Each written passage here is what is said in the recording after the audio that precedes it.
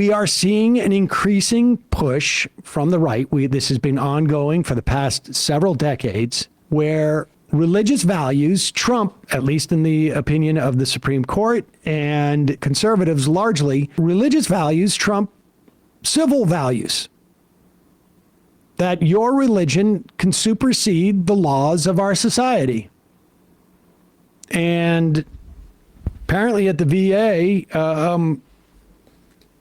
if there is behavior that, somebody has a religious edict, and I should be more specific, a Christian one. Because I doubt that they would be telling colleagues to watch out for folks who are not allowing people to pray towards Mecca. Right. I was going to say Islam. At some point during the day. So, but we may get to that story in a bit. Just look up Section 28 in the UK, which was the law against promoting homosexuality, as they put it, back in 1988, and how that turned out.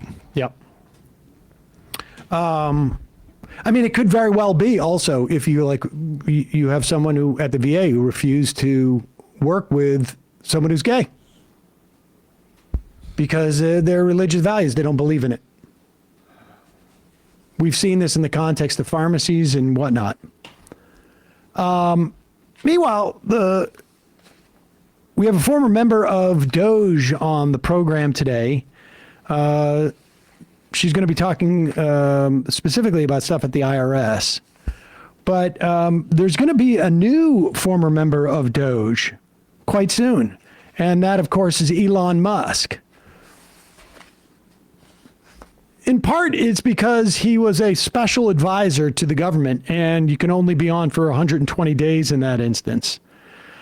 But if things were going a little bit better for Doge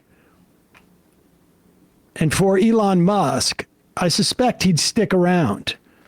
According to the Washington Post, Musk is ready to leave his government role because he's tired of what he sees as a litany of vicious and unethical attacks from the left. And one of those people, I guess, on the left is Treasury Secretary Scott Bessent, who was mad that Elon Musk inserted his preferred candidate at the IRS instead of Bessent's. That didn't last very long. That guy got booted. Musk is already also, I guess, in a active fight with with 3 or 4 other cabinet members, which is really surprising because he seems like a very charming guy. I thought you were going to say 3 or 4 other mothers of his children. Yeah, and well.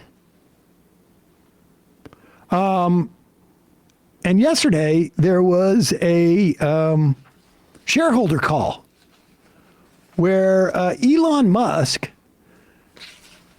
had to reveal that Tesla's net income slid 71% in the first quarter. I can tell you that if our net income slid 71% in the first quarter, yours, the only voice you would hear would be mine. You wouldn't be able to see me. And you probably wouldn't be able to listen live. And you may actually have to come to my apartment to hear what I'm saying. This is the other amazing part. The Tesla reported adjusted earnings per share of 27 cents, which missed analysts' expectations of 41 cents. Now, that is a 25% miss. And it's not like these analysts were not aware of what was going on. Mm-hmm. They just assumed that it wouldn't be this bad. Here's the weird part. Tesla's shares were up more than 3% in after-hours trading on Tuesday after gaining 4.5%, 4.6% ahead of the first quarter report.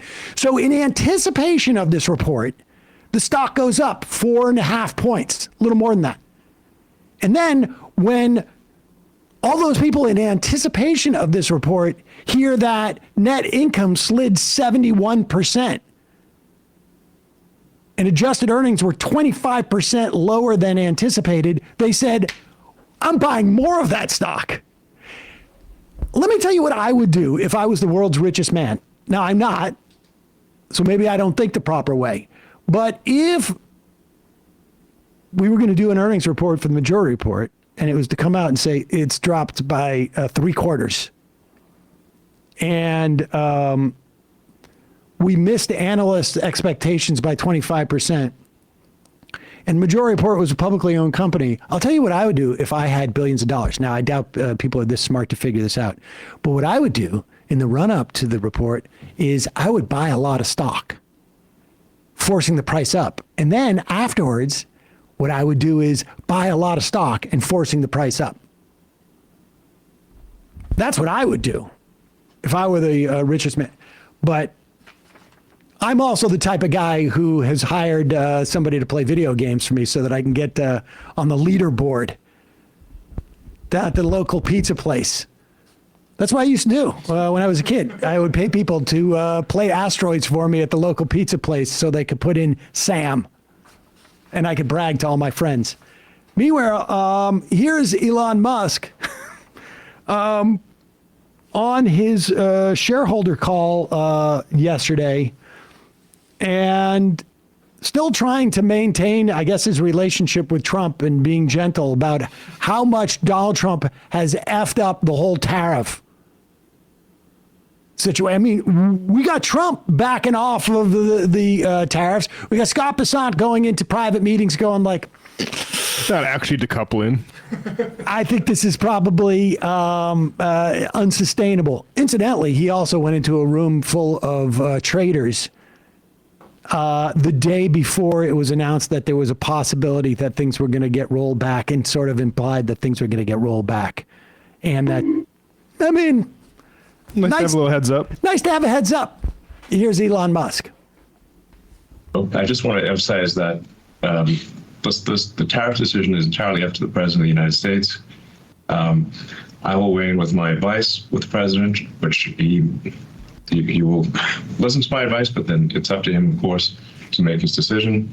Pause it. I love how he couldn't bring himself to say, he may not listen to me. He'll listen to my advice. Might disregard it. Yeah. He can't articulate that. I had that same argument, to be honest with you, with my son. My son said, you don't listen to me. And I go, I listen to you, but I'm not going to do what you say. Look, I'll give you a little car show in the front of the White House, but I don't know if I'm going to go off tariffs. But my son somehow did not seem so excited that he would just capture my attention. He wasn't bragging about it to his friends. My dad listens to me, and then he does something different, but he doesn't do that. That's weird. It's my advice, but then it's up to him, of course, to make his decision. I've been on the record many times as saying that I believe lower tariffs are generally a good idea for prosperity. But this decision is fundamentally up to the elected representative of the people, being the President of the United States. So,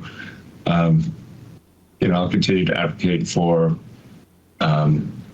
lower tariffs rather than higher tariffs, but that's all I can do. There you go. Elon Musk making a beeline out.